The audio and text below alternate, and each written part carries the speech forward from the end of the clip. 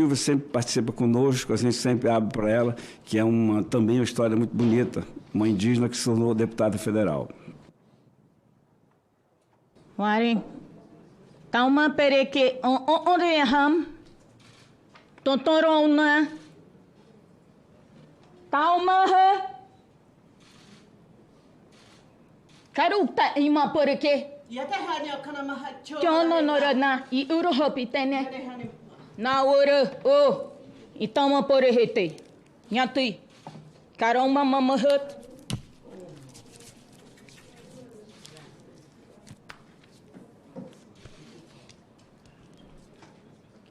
Esse é um ato de respeito ao senhor senador.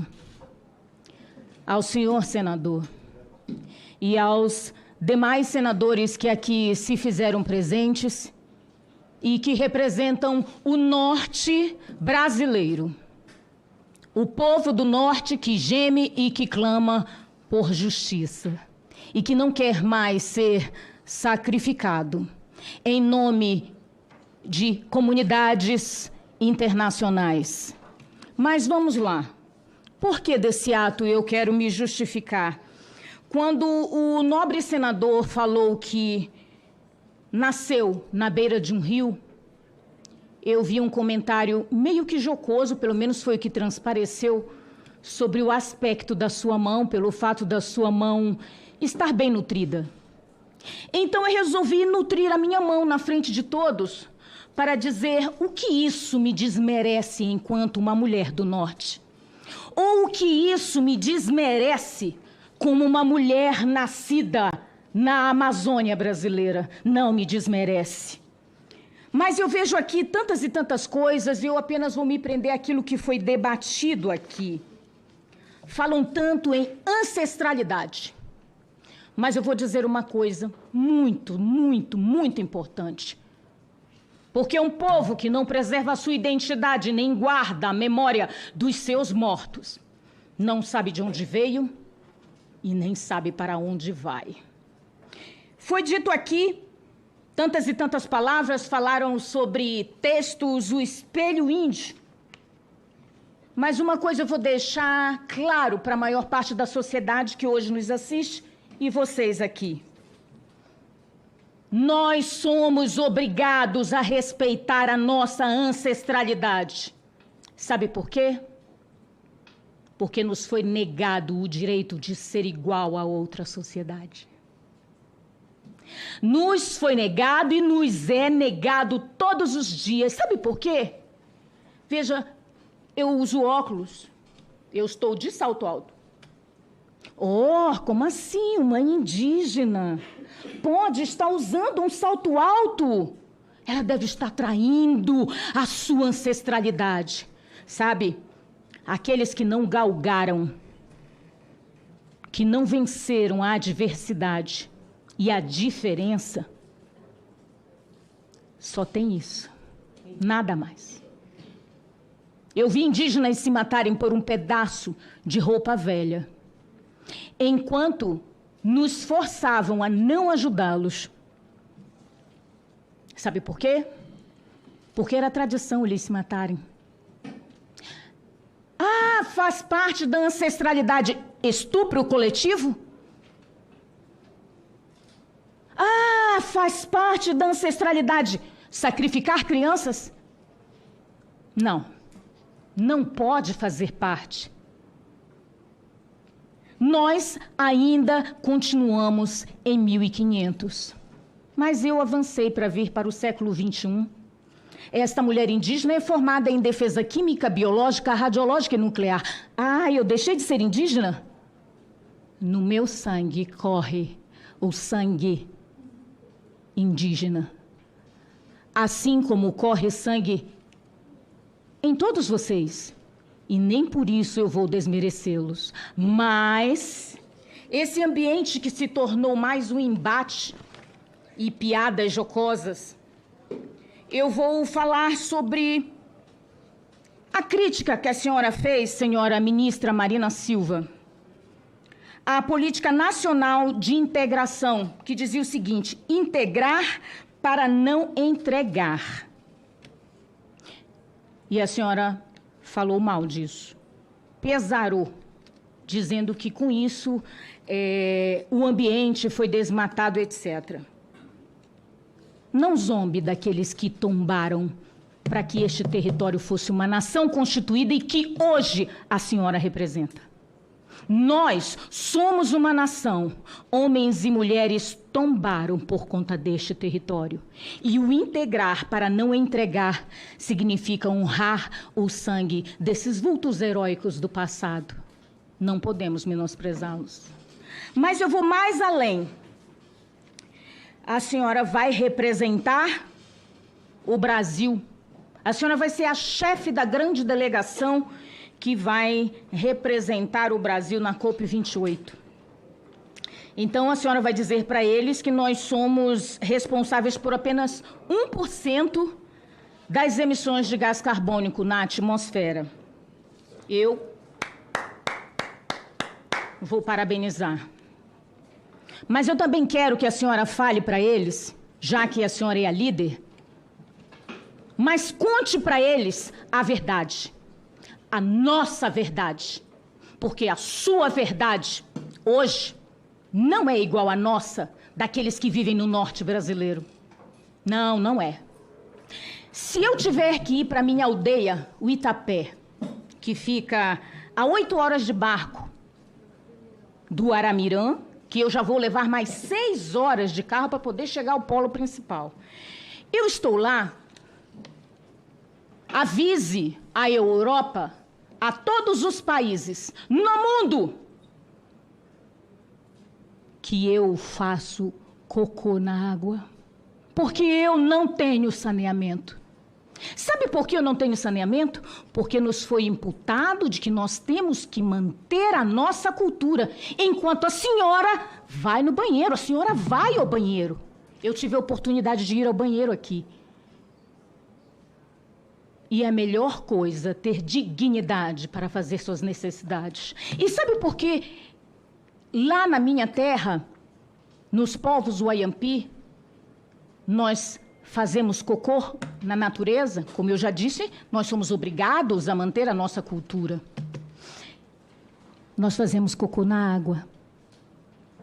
Nós fazemos cocô na água e eu espero que a senhora conte isso para eles, a verdade. E sabe por que nós não podemos fazer no chão ou cavar um buraquinho para poder colocar as nossas fezes? Porque senão a onça sente o cheiro e ela vem nos comer. Mas sabe por que ela vem nos comer? Porque nós temos que viver em 1500. Nós não podemos, senador Irã, ter sequer uma arma para nos defender, porque nós somos obrigados a viver com arco e flecha. Domina quem domina. Esta nação, este país, começou a ser formado por pessoas que chegaram aqui dominando ciência e tecnologia. Dominavam a bússola, dominavam a arma de fogo, dominavam a navegação e com essa ciência e essa tecnologia nos subjugaram. Nos dominaram, nos mataram e nos segregaram. Mas eu não posso viver no passado, porque eu não posso mudar fatos históricos. Realmente eu não posso. Agora, condenar um povo a continuar em 1500, enquanto toda a sociedade avança com seu potencial tecnológico, não seria nos manter alvo de uma nova colonização? Então, eu acho que tem que ser falado a verdade mesmo na COP28. Que nós, povos do norte, queremos crescimento econômico, que nós queremos nos desenvolver. Quer ver um exemplo? A Amazônia está entre os piores territórios no ranking de falta de saneamento. A Amazônia, ela tem exatamente, o norte brasileiro, 14% de saneamento, contra o sudeste. São Paulo, por exemplo, que a senhora representa, 82%. Então, a senhora está fazendo suas necessidades fisiológicas melhor do que nós, filhos do Norte. Ah, mas a senhora é uma filha do Norte. Esses homens foram eleitos no norte brasileiro. Como a senhora também um dia foi eleita. Eu também fui. Mas sabe o que é que dói? Quando há um entendimento talvez jocoso sobre o fato da mão do senador estar bem nutrida, em dizer para ele que pela sua mão, nota-se, está gravado, como a senhora mesmo disse, a senhora virou as costas para nós. A senhora nos abandonou em nome de uma política de preservação de uma natureza, enquanto nós morremos de fome. Nós falamos em estrada, nós falamos em acesso, nós falamos em desenvolvimento econômico, e é isso que vocês estão deixando para a gente. Absolutamente nada. Em nome de quem? O aquecimento global. Nós precisamos controlar o aquecimento global. Senhora ministra Marina Silva, nós queremos que o nosso povo coma. De verdade. Que tenha dignidade, que possa plantar. Quando nós falamos sobre Norte, sobre Roraima, Rondônia, sobre povos desenvolvidos, eu duvido que a senhora não goste de água gelada. Eu duvido que a senhora não goste de um bom arroz, feijão, mandioca também. Hoje, no meu estado, nem isso nós podemos ter. Nem mandioca nós temos. Sabe por quê? 77% do estado do Amapá está bloqueado em reservas. E aqueles lugares que não estão em reservas, podem pesquisar, por favor, quem nos assiste. Um promotor publicou um texto chamado Plante que o Amapá te prende. Sabe por quê? Em nome dos interesses internacionais, o meu estado foi condenado. E hoje, por falar nisso, nós não podemos sequer explorar petróleo na foz do Amazonas. Essa política não pode permitir que os povos do norte possam crescer economicamente. Para quê? Para serem independentes?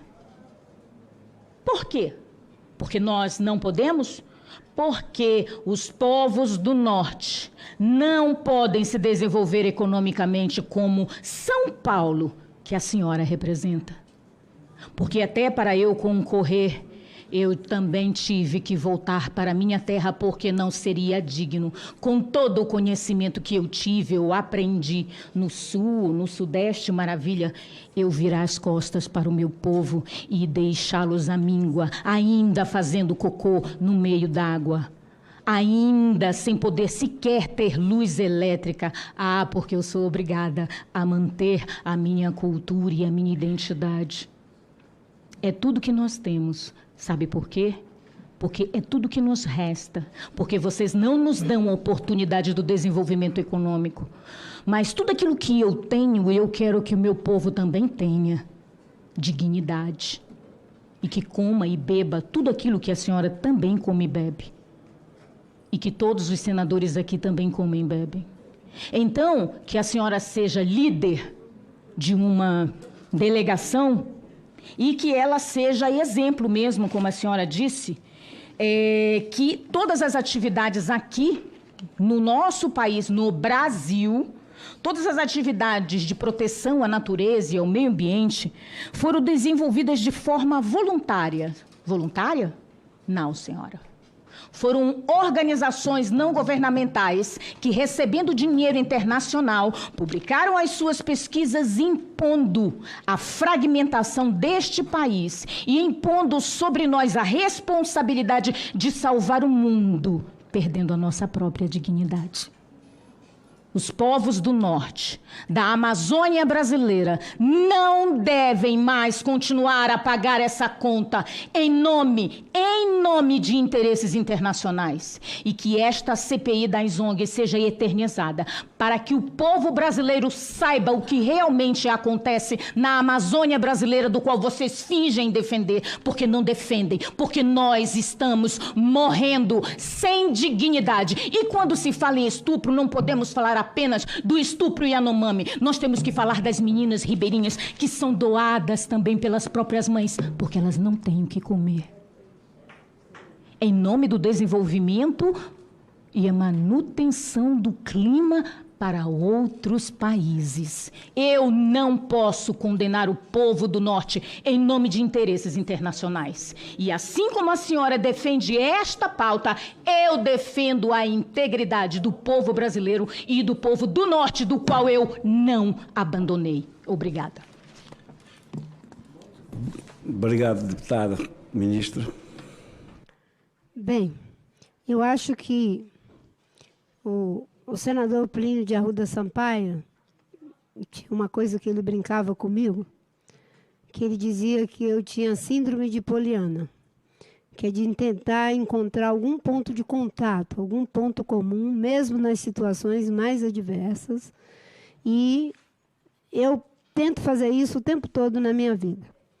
E eu consegui já de antemão, senadora Silvia Ianhampi, deputada, estou profetizando que Vossa Excelência possa vir a ser senadora, porque eu tenho uma alegria, mesmo tendo uma visão diferente de Vossa Excelência, de ver que temos, em 500 anos de história, pelo menos 4 ou 5 mulheres indígenas ou de origem indígena. Vossa Excelência é indígena, Soninha Guajajara é indígena, Joênia Apixana já foi indígena e já é indígena, já foi deputada, desculpe. Isso. É que eu vou corrigir para evitar as edições. Isso. Deputada Joênia Apixana já foi deputada, a primeira deputada indígena eleita em 500 anos de história do nosso país. E eu celebro isso. É importante ter os indígenas sendo eleitos deputados, senadores, até prefeito, governador, quem sabe um dia, como Obama, presidente do Brasil. O primeiro deputado foi o Juruna. E o Juruna foi muito folclorizado, porque o Juruna gravava tudo que dizia. Mas tinha uma razão por que ele fez isso. É porque tinha muita gente mentirosa do lado dele, e ele pegava lá o gravador dele e gravava. Mas sabe o que fizeram com o Juruna? Em lugar de denunciar os mentirosos que ele gravava para provar que tinha dito uma coisa que depois dizia outra, né, folclorizaram o Juruna. Qual é o ponto em comum? Vossa Excelência começou dizendo, eu uso salto, eu uso óculos, eu uso, enfim, as coisas da cultura ocidental. Quem diz que quem usa essas coisas não é indígena, não sou eu e nem as pessoas que estão sendo trazidas aqui como se elas fossem inimigas do Brasil. Quem diz isso são aqueles que, para desqualificar pessoas, como Soninha Guajajara, que igualmente como Vossa Excelência estudou e é uma mulher competente, que Joênia Apixana, que igualmente como Vossa Excelência estudou e é uma pessoa competente, formada em Direito, a primeira mulher a ir na Suprema Corte para defender a causa do seu povo, da terra indígena, Terra do Sol. E eu poderia citar outros exemplos. A Célia Chacriabá, lá do estado de Minas Gerais, esse estado que tem muita estrada, mas também tem muita pessoa pobre, inclusive no Vale do Jequitinhonha.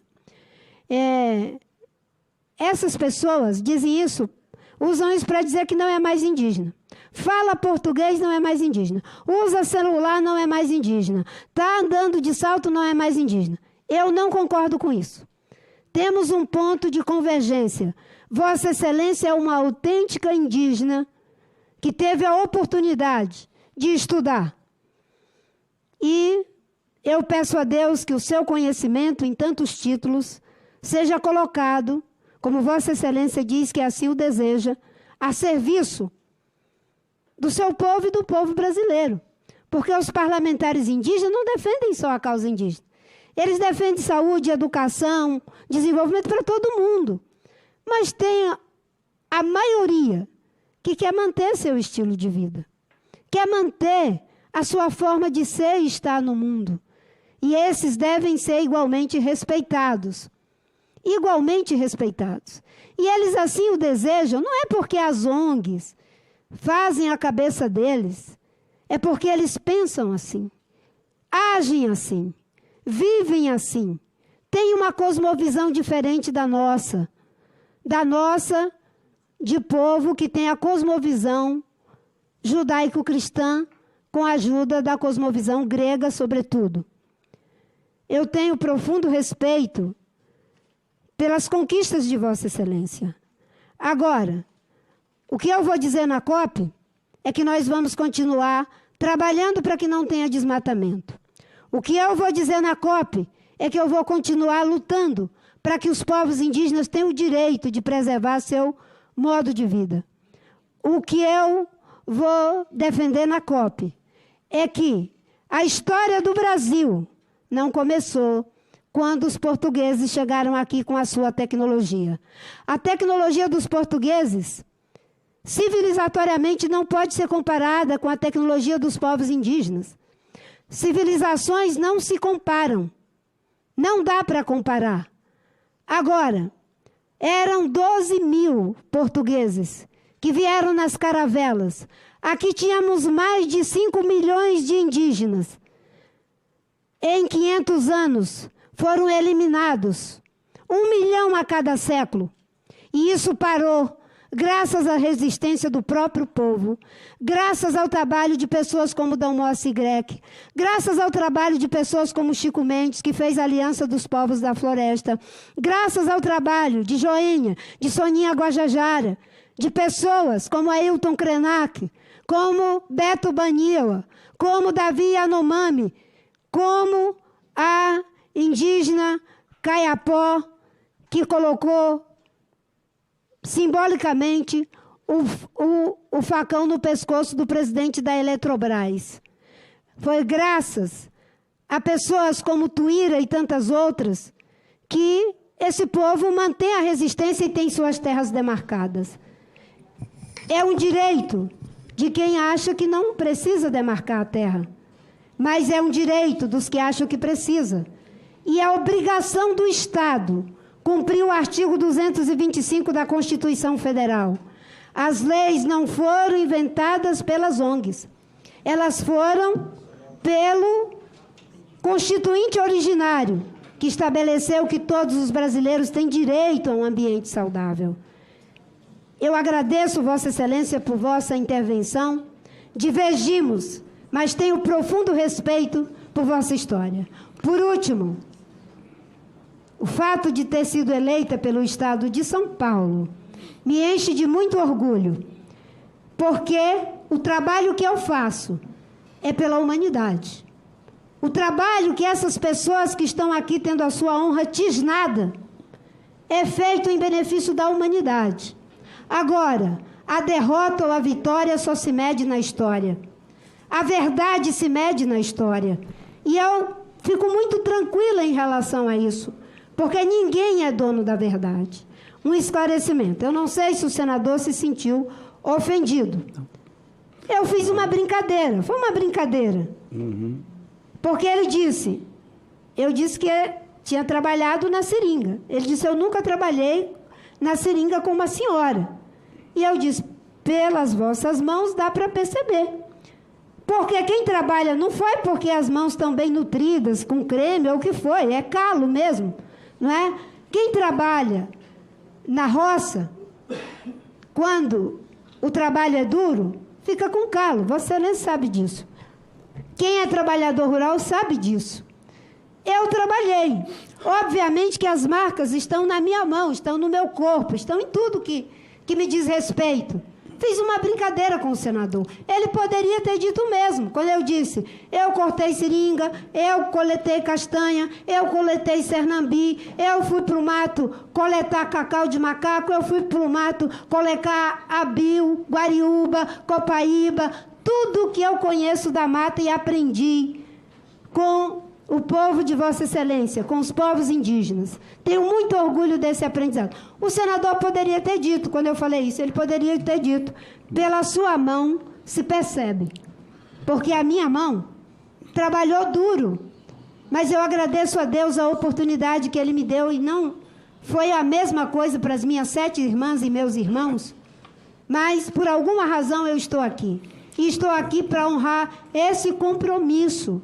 Se quando eu tinha 17 anos, quando eu tinha 26 anos, saí deputada federal constituinte, defendendo esses princípios e valores, provavelmente diferente de muito do que está aqui, eu mantinha essa posição, mesmo na situação mais adversa, agora com 65 anos, depois de ter vivido, de ser uma avó, eu não vou negar aquilo que é a essência da minha vida. Lutar para proteger, sim, o meio ambiente, enfrentar o problema da mudança do clima, cobrar de quem pode mais que faça mais, mas que também façamos a nossa parte. Muito obrigada, deputada. Parabéns por todos os seus títulos. E quem fala que deixa de ser índio, quem usa celular, salto alto, creme de hidratar as mãos, não sou eu.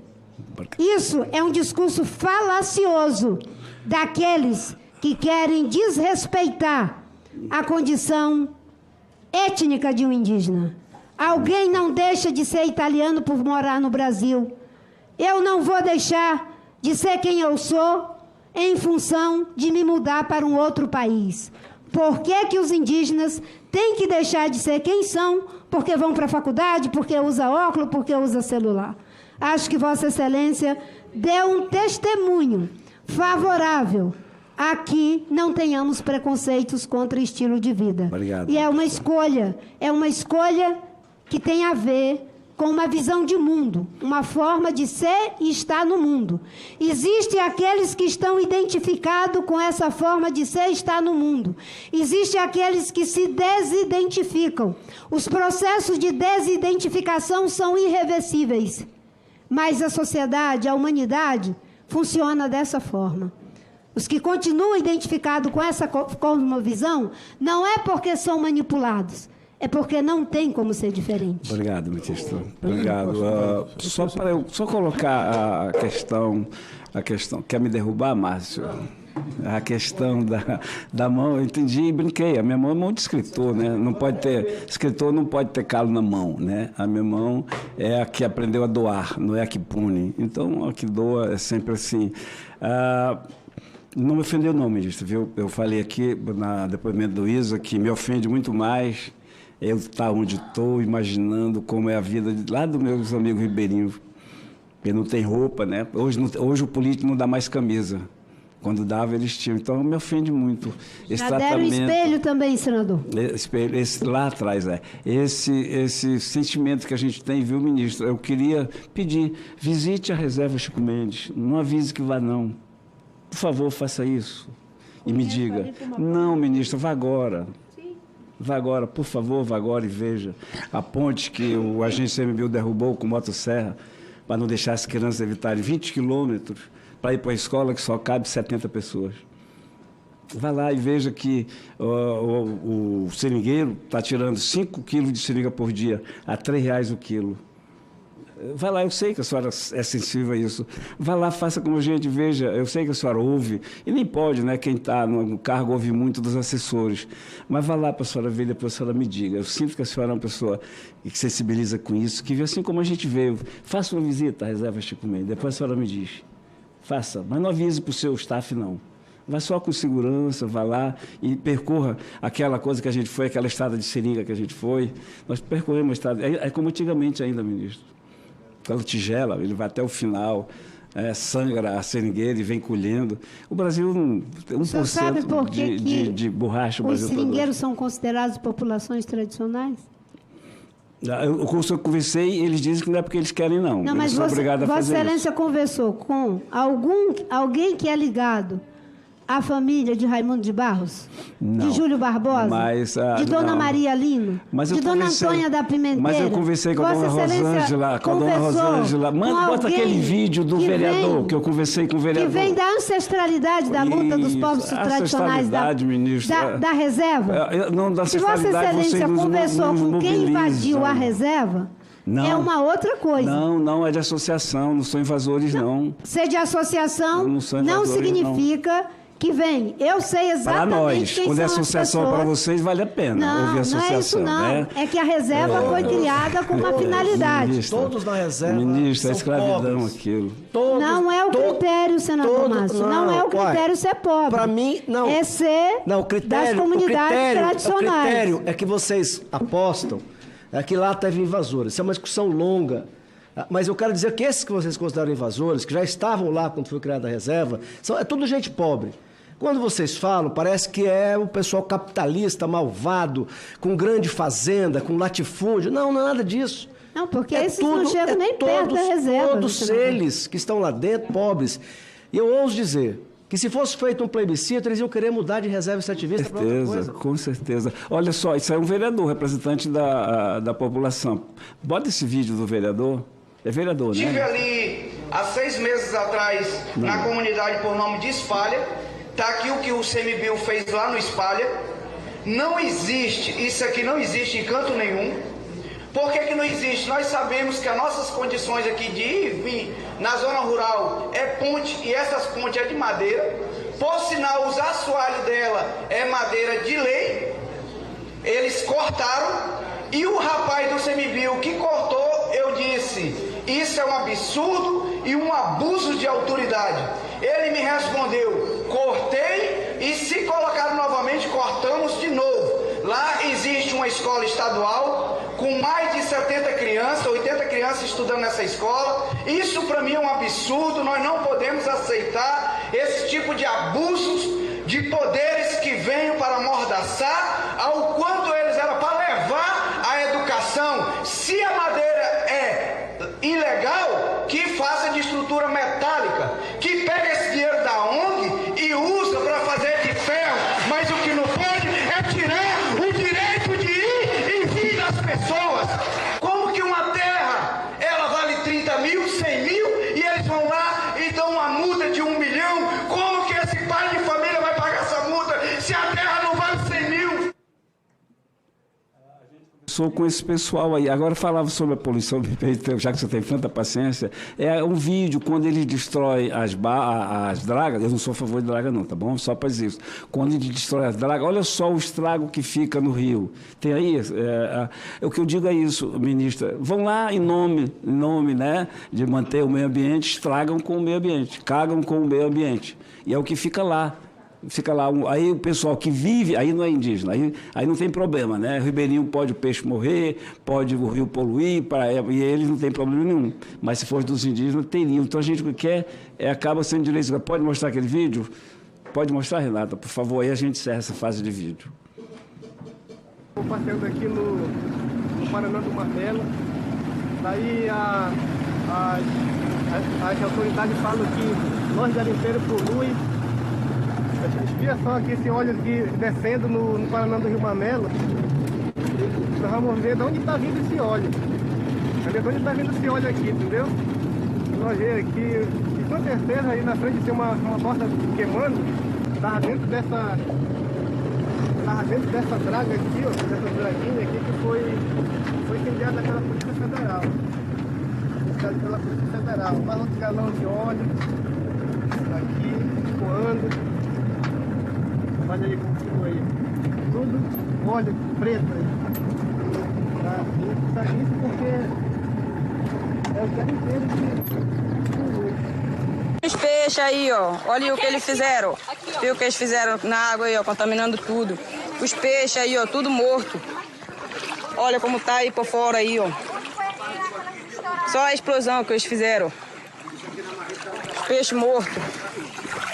Olha aí, ó, peixe grande. Tudo peixe grande, que dá bem pra gente se alimentar, que nós que se alimenta disso, nós que sobrevive disso. Olha o que tá acontecendo, olha o que aconteceu aí, ó. Olha o que aconteceu.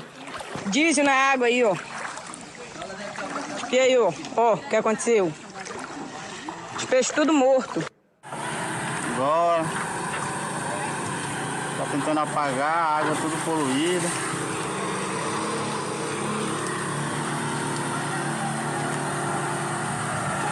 Eu acho que é suficiente, sim. Eu acho que isso mostra, ministra, em nome de preservar o meio ambiente, eles estragam o meio ambiente de famílias inteiras que vivem ali na beira. Não são indígenas, são ribeirinhos. Aí a senhora diz que vai punir, que a lei pune, e eles, os punidos sejam responsáveis por fazer isso. Eles vão embora, já foram embora, e o ribeirinho é que se exploda, que fique aí. É em nome deles que a gente está aqui. São do Irã, para a gente encerrar depois com o ministro. Falar. Bom, ministra, a senhora me desculpe que eu tive que sair para ir para a sessão, mas terminamos lá. Mas a senhora falou aí de duas personalidades do meu estado, da Joênia, o Apixana e do Davi Copenauer. Ministra, a senhora sabia que lá na terra do Davi, a senhora sabe que o Davi é da reserva Yanomami, mas ele viveu basicamente, quando era criança, há muito tempo atrás, na região de Demini, Tototobi e Balauaú. E ele vai muito pouco lá. Aliás, o Davi gosta muito mais de estar na Europa e nos Estados Unidos do que nós. E financiado pelo CIMI, né, financiado por ONGs internacionais, e fazendo um desserviço ao nosso país, né? A Joênia, ela realmente fez um trabalho na questão da demarcação da reserva, na reserva Raposa Serra do Sol, mas a Joênia também, ela vai tão pouco lá que ela também não foi reeleita deputada federal. A gente até gostaria que ela fosse eleita, até porque ela representa povos indígenas. Então, lá na reserva onde nasceu o Davi, nós temos lá uma doença que muitas pessoas aqui não conhecem, que chama oncocercose. É a maior área endêmica de oncocercose, que é uma filariose, que a gente conhece como doença dos rios, que causa lesões na pele e cegueira nos índios. Eu nunca vi o Davi falar sobre isso em lugar nenhum. Aonde ele nasceu é a maior área endêmica do mundo de oncocercose, e uma das únicas. Temos na Guatemala um pouquinho. Então, para a senhora ver, ele, coitado, ele é utilizado como uma commodity para vender narrativas para atrapalhar o desenvolvimento do nosso estado e do nosso país. É isso que eu penso do Davi. E ele me encontra toda hora lá na rua, viu? Eu quero saber como é que ele pode me questionar sobre isso. Eu sei da vida dele. Se criou lá, ministra, e eu tenho aqui, desafiei o Márcio Santilli, que também é outro que vive lá em São Paulo a determinar políticas que atrapalham a gente. Ele, lá na época do massacre Yanomami, do massacre de Hashimu, eu desafiei a ele que ele me mostrasse algum cadáver daquele massacre. Fiz uma foto, tem muitas imagens, porque a TV italiana estava lá, a TV japonesa estava lá, a Globo estava lá, Marco Lozencan estava lá, e fui chamado para ser, eu sou legista também, e eu fui chamado para fazer a perícia dos eventuais corpos que foram assassinados lá. Não tinha nenhum corpo, ministro. Se criou ali uma narrativa que, inclusive, o Supremo Tribunal Federal considera o único evento caracterizado como um genocídio no nosso país. Olha só. E aonde a gente vai, no mundo, quando eu digo que eu sou de Roraima, ao invés de conhecerem lá o Tepequém, falarem sobre pesca esportiva, sobre Pacaraima, se fala de massacre de Hashimu, um massacre que não existiu. Isso é um exemplo de narrativa que atrapalhou o nosso desenvolvimento, que demarcou-se uma reserva de 1.700.000 hectares, que é a reserva Raposa Serra do Sol, que juntou várias etnias numa reserva só. Lá nós temos Ingaricó, Patamono, Apixana, nós temos várias etnias, e a gente poderia ter demarcado essa reserva em áreas menores, que seria muito mais fácil nós fazermos atenção e políticas públicas para ajudar essas pessoas, e nós isolamos esses povos lá. E olhe só, aquilo que estava nas margens do Rio Branco, que era a nossa maior produtividade, que era o arroz irrigado na várzea, toda aquela estrutura ficou para os indígenas. Era bom a senhora ir lá para ver. Não se aproveitou nada. Nem a estrutura que foi montada por aquelas pessoas que tinham posse de mais de 100 anos ali. De forma que é isso que eu penso dessa política. Eu respeito as opiniões, respeito muito a senhora.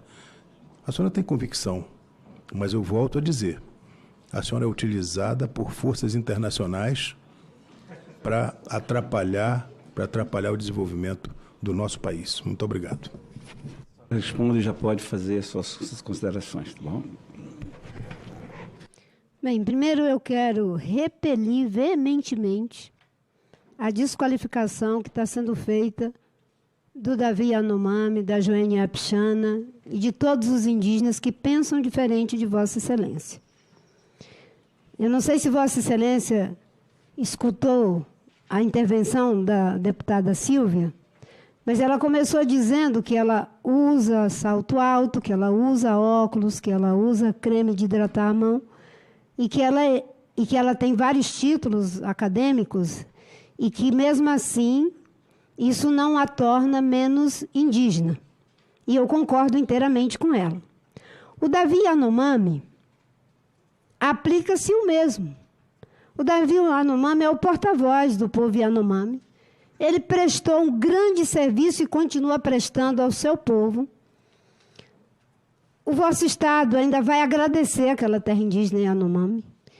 E eu fico muito preocupada quando eu ouço depoimentos de que as ONGs deveriam ter evitado a catástrofe de saúde, de falta de perspectiva nas comunidades, que isso deveria ter sido resolvido pelas ONGs. Quem deveria ter resolvido isso é o Estado brasileiro, que historicamente não resolveu, com a sua ideologia de integrar para não entregar. A senhora está me colocando palavras na minha boca. Eu não falei nem ONGs aqui. Não, eu estou aqui falando no conjunto da obra, que Vossa Excelência sabe. Financiado pelo CIMI, Conselho de Desculpa, senador, mas eu estou respondendo no atacado.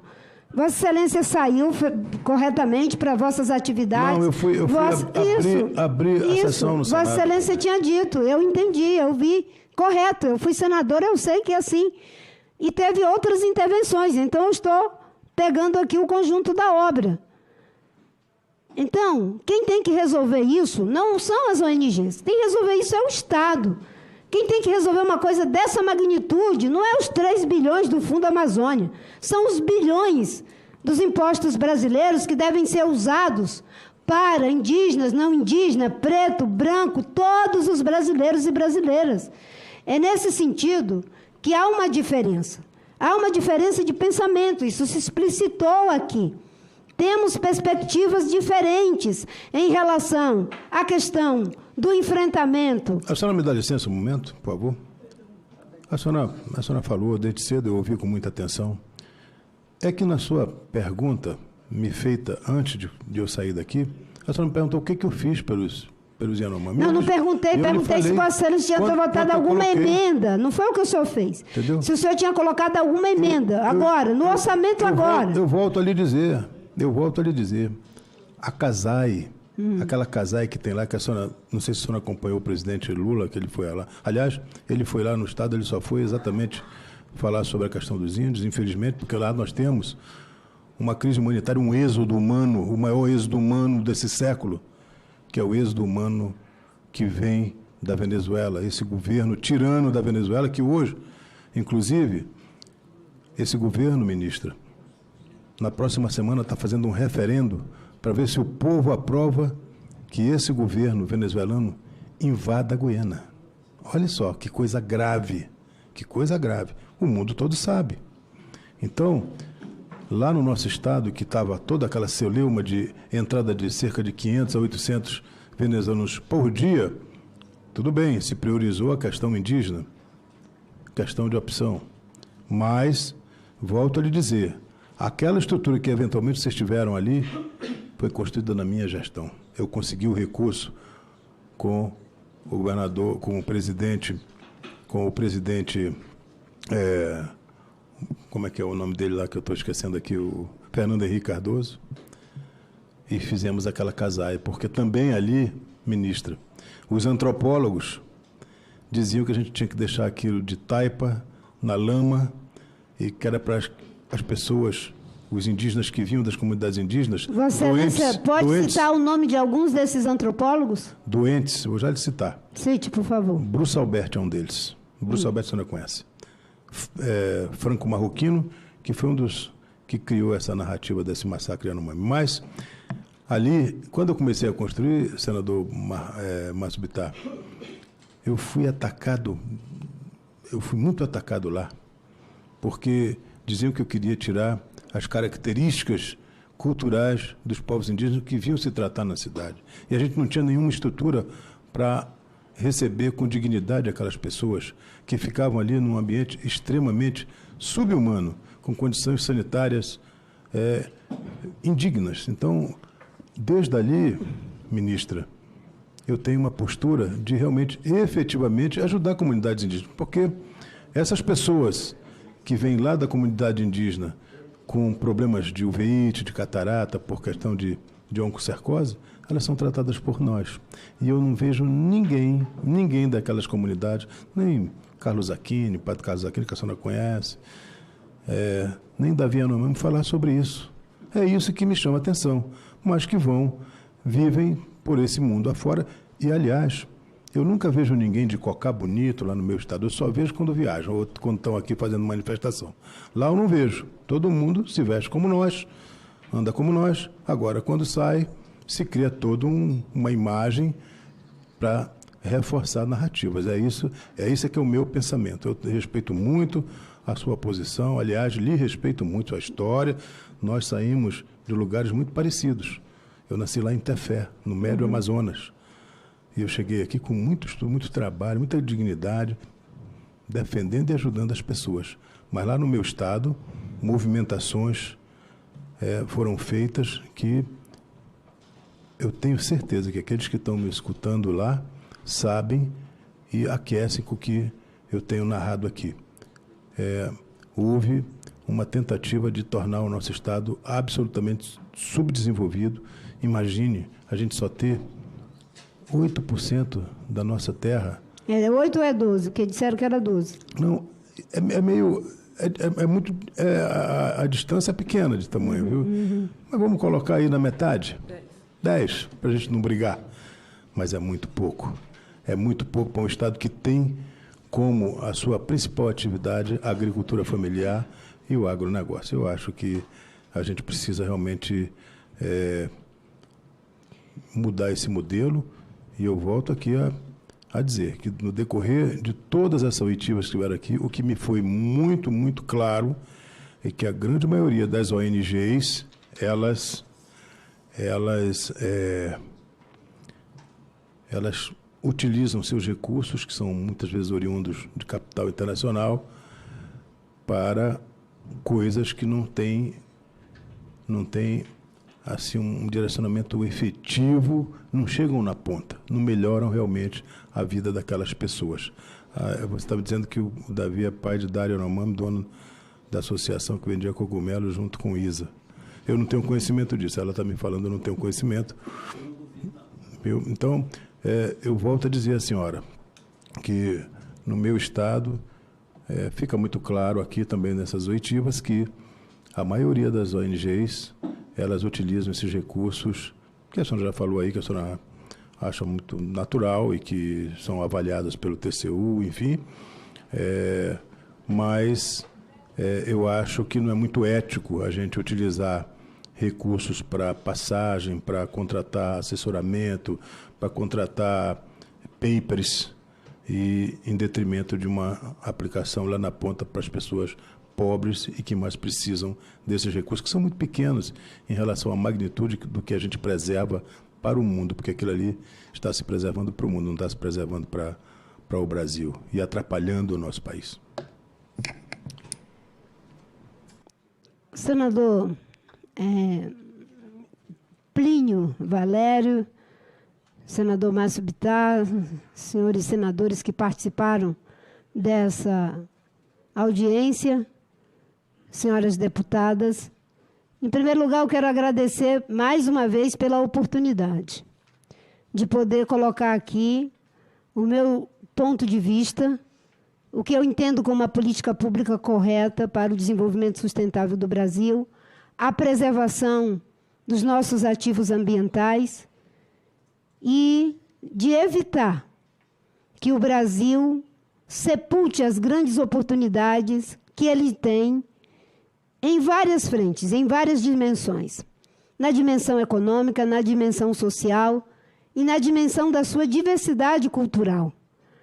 Nós temos mais de 300 povos que falam mais de 200 línguas. Eu considero essa a maior riqueza do Brasil. Uma vez eu fui criticada porque eu disse que a maior riqueza do Brasil não era o pré-sal. Era termos em pleno século XXI pessoas que nunca foram contatadas pela civilização ocidental. Isso é uma riqueza que não existe em outros lugares do mundo. Os povos tradicionais, eles protegem 80% das áreas com floresta do mundo. Eu até poderia colocar um vídeo também de uma análise que foi feita de 10 anos de imagem de satélite, mostrando o que significam as florestas para o equilíbrio do planeta e dos oceanos. É como se fosse um coração pulsando, e que aonde elas vão sendo destruídas, é como se o coração parasse de pulsar. É uma animação muito interessante para que a gente possa pensar o que está sendo feito com esse lugar tão maravilhoso que Deus nos deu para ter a vida. O que está acontecendo no mundo é que nós não estamos só prejudicando, ameaçando a vida, a nossa e das outras formas de vida. Nós estamos ameaçando as condições em que a vida nos foi dada, como diz a filósofa Hannah Arendt. Destruir as condições em que a vida nos foi dada é a eliminação da vida. Quando alguém fala, não, mas por que se preocupar com os que ainda não nasceram? Olha, nós temos que nos preocupar com os que estão aqui e com os que vão nascer. Isso se chama laço social. Nós somos seres humanos porque formamos laço social. O laço social é a capacidade de me importar com o meu passado, de agir no meu presente, para construir o meu futuro. E o laço social e o presente nada mais é do que... O futuro nada mais é do que um pretexto para fazer as coisas agora. E, obviamente, que nós vamos ser crivados pela nossa visão de mundo, pela ética que nos atravessa, por todos os valores que compõem a nossa forma de ser e estar no mundo. Nós temos um Estado democrático de direito que assegurou na Constituição que deve ser respeitado o meio ambiente, que os brasileiros têm direito a um ambiente saudável. Nós somos signatários de uma convenção que se soma aos esforços de evitar que a temperatura da Terra vá acima de 1,5 graus, porque seria o fim. Inclusive um processo de savanização da própria Amazônia. Nós estamos alinhados com o pensamento que considera a democracia, a ciência e o bom senso. Obviamente que não temos a pretensão de querer que todas as pessoas pensem igual. Esse país é um país que é democrático e que fizemos um esforço enorme para ele se manter democrático e que, graças ao presidente Lula, nós agora podemos restaurar políticas para o povo preto, política para as mulheres, política para os indígenas, política para a população LGBTQIA+, políticas para a defesa dos direitos humanos, política para os trabalhadores rurais, políticas para os empresários, política para os cientistas, políticas para o povo brasileiro. É isso que está sendo feito. Eu vou para a COP e foi muito importante ter feito essa participação antes de viajar. Talvez, se eu tivesse vindo depois, eu não iria com a motivação que eu vou. Com a certeza absoluta de que o Brasil tem um papel importante a desempenhar para ajudar o mundo a sair dessa crise. Em vez de ficarmos retardando o processo, Vamos usar a energia limpa que tem para produzir hidrogênio verde. Em vez de produzir uma vaca por hectare, vamos aumentar a produção por ganho de produtividade. Em lugar de termos cenas atrozes, como aquelas que levaram ao assassinato do Bruno e do Dom, vamos mostrar que esse país tem responsabilidade com o cumprimento das leis e das instituições. Em lugar de termos uma situação aonde aqueles que fazem o seu trabalho por pensar diferente, o tempo todo são tisnados por uma outra visão. Uma visão que é contrária. Eu, como disse, tenho a alegria de pela terceira vez ser ministra do Meio Ambiente do governo do presidente Lula. E eu nunca me programei para voltar aqui pela terceira vez. Mas talvez, vou terminar falando como disse a rainha Esther, talvez para esse momento, Deus tenha me tirado daquele seringal bagaço aos 16 anos. Porque eu não vim aqui para negar aquilo que a ciência, o bom senso, a ética e os valores que não são de ética e de circunstância apontam.